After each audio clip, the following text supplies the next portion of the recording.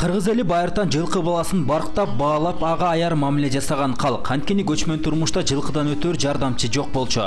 Ошону менен катар улуттук ат оюндарынын түрү да калыптанган. Мисалы ат чабыш, көкбөрү, эреңиш. Мында такшалган күлүктөр менен мыкты чабандестер бириккенде бүйүр кызыткан оюн орун алат. Эзилтен элибиздин жакшылыктары, той топурлары мына ушундай оюн зоктору менен коштолуп келет.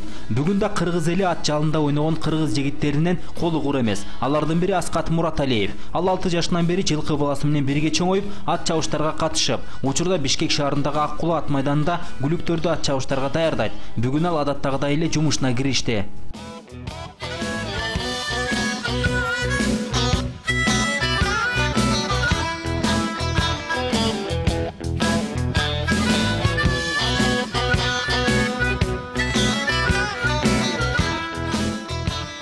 Жакшылап баштан баштап тазалаш керек, щеткалап.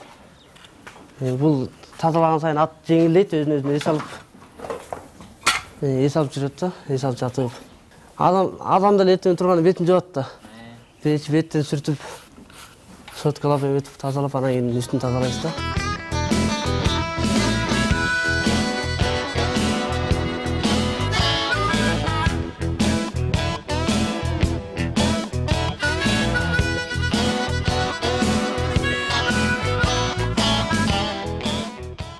Жабал күн чыгабыз, иштеткени.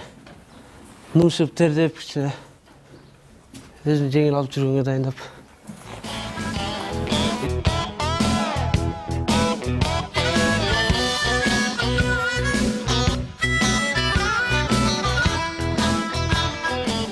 Сарайдын ичинде аттарга жем-чөөн салып, алар жеп бүткөндөн кийин 5-6 сааттан кийин аттар даяр болот машыкканга. Азыр биз ошол машыгуу талаасына чыгып баратабыз.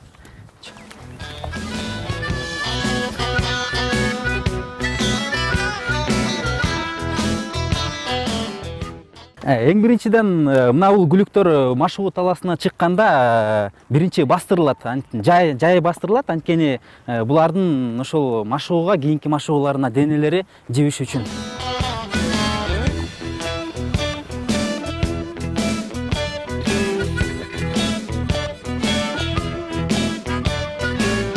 Азыр курга чыгып, бир кур айлап келебиз. Аттар бастырып, денесин жибитип, буту колун кичине көндүрүп, бир кур басып келгенден кийин аны желдирип, бир кур желдиргенден кентиройтет эдебиз. Кентиройтет этип бүткөндөн кийин кайра бир кур шаговой кылып бастырып, үйгө алып барып, 1 саат байлап, анан комитет баштайбыз, тарап тазалап кайра. Күнүгү жумушун кайра күндү.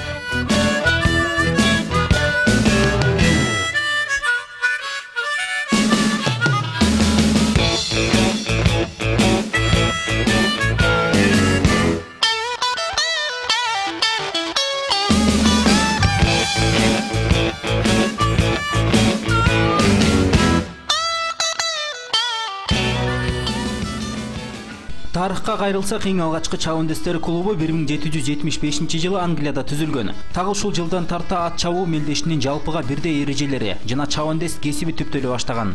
Ат менен кичинекейинен бери келем. Атам тренер болуп дайындатчы. Атам чабып жүрчүмүн ошол убакта. Анан кийин 4 жылдан бери 4-5 жыл болуп калды, атам өтүп берди. Сен балам көрөйүн эмди деп. Былтыр 2 машина уттум, Грант деген ат менен 2 машина уттум. Бирөөнү Аксадан уттум, бирөөнү Токтоодон утуп келдим. Тай торпоктордо мал келип берет. Биринчи келгенде акчалар сыйлыктарды утуп аттык. Көпчүлүк чабандестер бара-бара машыктыруучу, андан соң саяпкер болуп кетишет. Анткени кичинесинен бери ат менен алек болуп жүрүп, жылкынын кыял жорогун 5 манжасындай билип калышат. Миржан Мураталиев дагы башында ат жалында шуулдаган чабандес болчу.